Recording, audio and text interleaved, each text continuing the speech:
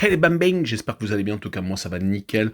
On se retrouve aujourd'hui pour de nouvelles vidéos sur l'Europa League, les huitièmes de finale aller qui se dérouleront entre le 6 et le 7 mars. Il y aura un match aujourd'hui, c'est le Sporting du Portugal contre l'Atalanta de Bergame et les autres rencontres seront le 7 mars, donc demain, l'AS Rome contre Brighton, Karabag contre Leverkusen, le Sparta de Prague contre Liverpool, Benfica Lisbonne contre les Glasgow Rangers, Fribourg contre West Ham, le Milan AC contre le Slavia de Prague et enfin Marseille contre Villarreal, le seul match d'un club français dans cette compétition. N'hésitez pas à venir nous rejoindre sur le site VIP et les réseaux sociaux, tout est à l'écran et en description. N'oubliez surtout pas de mettre vos pronostics, vos critères positifs ou négatifs. N'hésitez surtout pas à mettre votre petit pouce et rejoignez la communauté. On est en train de tutoyer les 16 600, merci encore.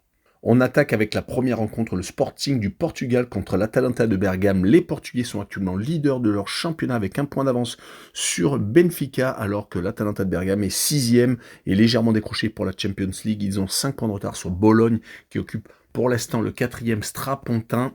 Les deux équipes s'étaient rencontrées en phase de groupe et l'Atalanta s'était imposée au Portugal et il y avait eu match nul lors du match retour. Donc ces deux équipes qui se connaissent. Le Sporting du Portugal est une équipe qui ne perd quasiment jamais, qui lors des 10 derniers matchs, toutes compétitions confondues, ne s'est incliné qu'une seule fois. C'était en Coupe de la Ligue. Ils avaient perdu contre Braga à 0. Depuis, ils se sont donc ressaisis, sont toujours qualifiés en Coupe du Portugal. Ils viennent d'éliminer Benfica il y a très peu de temps, le 29 février. Si on regarde leur dynamique en championnat, c'est 9 victoires et un match nul sur les 10 derniers matchs de Primera Liga. Le Sporting en Coupe d'Europe a été obligé de passer par des barrages, comme quasiment beaucoup de formations. 16e de finale remportée contre les Young Boys de Berne, gagnant 3-1 en Suisse et faisant match nul lors du match retour.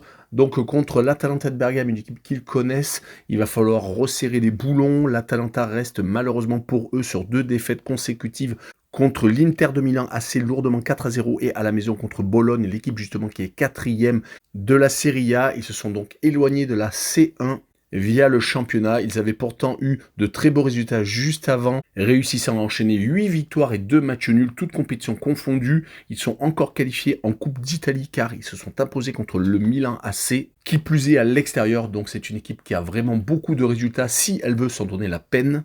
Et sur ce match-là, je verrais bien un match nul, un but partout entre les deux équipes, avec le home no bet et le match nul remboursé, c'est victoire du Sporting du Portugal à la maison, avec une cote à 1,91. Et on poursuit avec l'AS Roma contre Brighton, une très belle affiche en perspective. L'AS Roma est 5e du championnat italien à 4 points de la Champions League, et Brighton par contre est 9e. Et beaucoup trop irrégulier pour espérer aller en Champions League en fin de saison. Ils espèrent bien entendu attraper l'Europa League, voire l'Europa League Conférence, et rien n'est perdu pour ces Coupes d'Europe. En tout cas, Brighton reste sur 2 défaites consécutives, tout à l'extérieur, sans avoir marqué de but, ce qui est beaucoup plus problématique à Wolverhampton et à Fulham, des équipes qui sont en milieu de tableau. Ce n'est pas des membres du top 6. Ils n'ont gagné d'ailleurs qu'une seule fois sur les 5 derniers matchs, perdant contre Tottenham également, ne gagnant qu'une seule fois, c'était à Sheffield United, et se faisant accrocher à la maison par Everton. Donc ils ne sont pas dans la meilleure des formes, surtout qu'ils se déplacent à l'AS Roma, qui vient de gagner 3 de ses 4 derniers matchs et qui a été accroché par le Feyenoord Rotterdam, mais qui a réussi à se qualifier au penalty pour accéder à ses 8e de finale. Ils sont également passés par les 16e de finale, comme le match d'avant pour le Sporting du Portugal. L'AS Roma ne perd plus ces derniers temps, ce qui est vraiment une très belle nouvelle. Les hommes de Rossi sont en train de montrer qu'ils ont du tempérament. Ils n'ont perdu qu'une seule fois, c'était à la maison contre l'Inter de Milan en championnat. Sinon, ils ont gagné à 7 reprises, ont fait 2 matchs nuls et ont donc perdu qu'une seule fois. Ce qui les laisse encore en vie pour espérer la C1 la saison prochaine. En tout cas, sur cette rencontre-là, je vois l'AS Roma s'imposer 2-1. Je vois les deux équipes qui marquent quand même avec une cote à 1,73. On enchaîne avec Karabag contre Leverkusen, une rencontre théoriquement déséquilibrée entre les Azeris et les Allemands, avec Karabag qui reste tout de même sur 4 victoires et une seule défaite. C'était contre le Sporting Braga en 16e de finale retour, mais comme ils avaient gagné 4-2 au match aller en Portugal, ils ont éliminé l'équipe de Braga, perdant 3-2 en prolongation, ils ont réussi donc à réduire l'écart et à se qualifier pour affronter les Allemands. Et en championnat, depuis ces 3 victoires consécutives, assez faciles. D'ailleurs, ils se baladent dans leur championnat, ils ont 23 points d'avance, ce qui est assez énorme. Ils vont jouer contre des Allemands qui sont un peu dans la même veine, qui ont 10 points d'avance sur le Bayern de Munich, c'est vraiment à noter. Ils enchaînent des succès, ils n'arrêtent pas de gagner 6 victoires consécutives, mais sur les 10 derniers matchs, toutes compétitions confondues, c'est 9 victoires et un seul petit match nul à la maison contre Mönchengladbach. Et on rappellera qu'ils ont remporté le sommet contre le Bayern de Munich 3-0. Ils sont d'ailleurs invaincus encore toutes compétitions confondues, c'est magnifique. Sur ce match-là, je les vois s'imposer 3-1 à Karabag et je verrai les Leverkusen marquer le plus de 2 buts sur le match avec une cote à 1,86.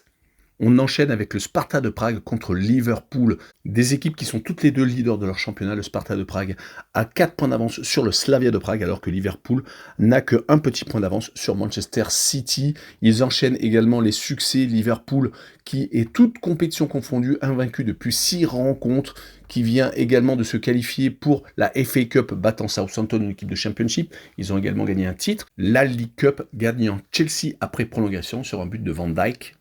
Oubliez la défaite contre Arsenal qui les avait un peu déstabilisés. Ils espèrent également gagner la Ligue Europa et ils en ont les moyens. Peut-être le plus gros adversaire sera le Bayer Leverkusen, l'adversaire que j'ai décrit juste avant. Le Sparta de Prague, de son côté, vient de gagner en coupe contre le Slavia de Prague, son ennemi juré. Ils ont fait 0-0 dans la foulée contre le même adversaire. C'était en championnat cette fois-ci. Donc ils ont gardé leur avance, ce qui est un vraiment très bon point avant d'accueillir Liverpool. Ils ont réussi à éliminer en 16e de finale Galatasaray, ce qui n'est pas une mince affaire en prolongation. Pour mon pronostic, je m'appuierai sur les mauvais résultats du Liverpool en phase de groupe, qui avait perdu à Toulouse et qui avait été accroché également par l'Union Saint-Gilloise. Donc sur ce match-là, je verrai à un but partout et je verrai le away no bet pour assurer le coup avec le match nul remboursé 6 victoires de Liverpool à l'extérieur et une cote à 1,78. On poursuit avec Benfica contre les Glasgow Rangers, 2 ogres européens. Benfica qui avait réussi à se hisser il y a peu de temps en quart de finale de la Champions League étant éliminé par l'Inter de Milan.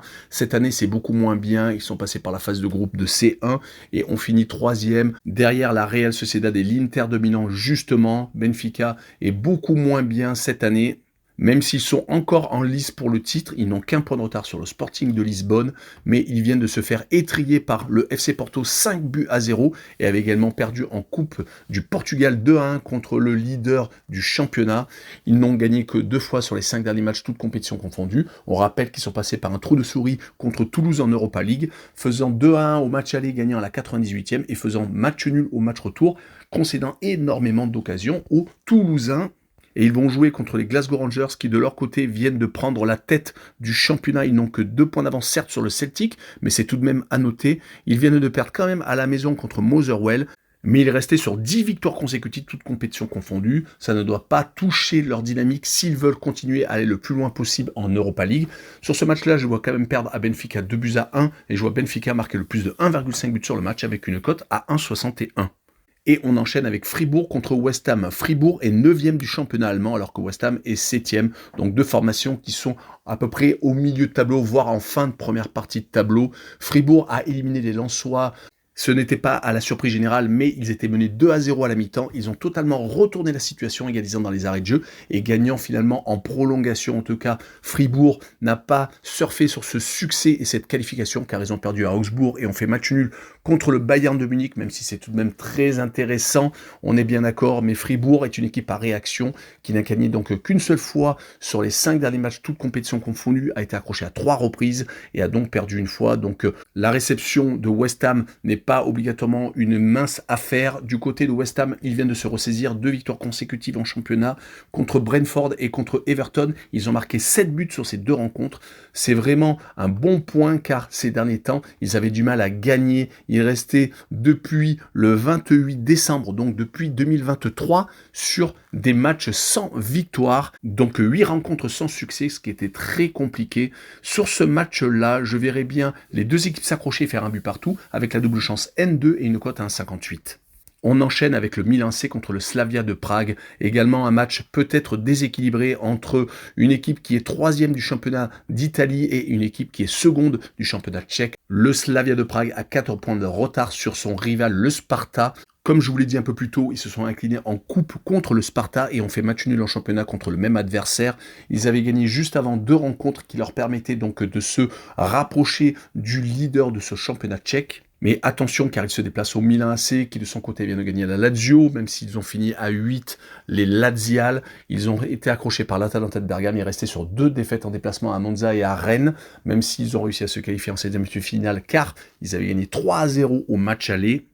Sur ce match-là, je vois tout de même les Italiens s'imposer 2-0 avec le Milan qui marque le plus de 1,5 but sur le match et une cote à 1,61. On finira par Marseille contre Villarreal, 2 équipes qui sont en plein boom. Les Marseillais étaient en crise, ils n'avaient quasiment plus gagné depuis le début de l'année 2024 avec une seule victoire, c'était contre Thionville. Sinon, ils avaient enchaîné les matchs nuls et les défaites courtes à l'extérieur. Pourtant, ils sont toujours invaincus à la maison. Ils se sont appuyés là-dessus pour se qualifier pour les 16e de finale. On rappellera qu'ils avaient fait match nul à l'extérieur au Shakhtar Donetsk et ils ont finalement réussi à s'imposer 3-1 au match retour. Depuis l'arrivée de Gasset, c'est 3 matchs, 3 victoires, 12 buts marqués, un 3-1 contre les Ukrainiens, un 4-1 contre Montpellier, un 5-1 contre Clermont qui est dernier de la classe en Ligue 1. Ils vont essayer de s'appuyer là-dessus pour jouer contre Villarreal qui de son côté également étrille beaucoup d'équipes. Il reste sur 2 grosses victoires, une à la Real Sociedad 3-1 et une contre Grenade 5-1. Ils avaient enchaîné par contre les matchs nuls juste avant, faisant 4 partages de points sur les 5 derniers matchs de Liga. Avant donc les succès que je viens de vous raconter, il s'était tout de même imposé 5-3 à Barcelone, donc c'est une équipe vraiment très dangereuse, mais il paraît qu'il y a un virus actuellement, beaucoup de joueurs sont peut-être en infirmerie, ou blessés, ou malades, donc il faudra peut-être regarder la composition d'équipe avant de faire votre pari. En tout cas sur ce match-là, je vois Marseille s'imposer courtement et surfer sur sa vague de succès, donc 2-1, et je verrai le plus de 2,5 buts sur le match et une cote à 1,90. Voilà, on en a fini avec cette vidéo, n'hésitez pas à venir nous rejoindre. Ciao les bambins!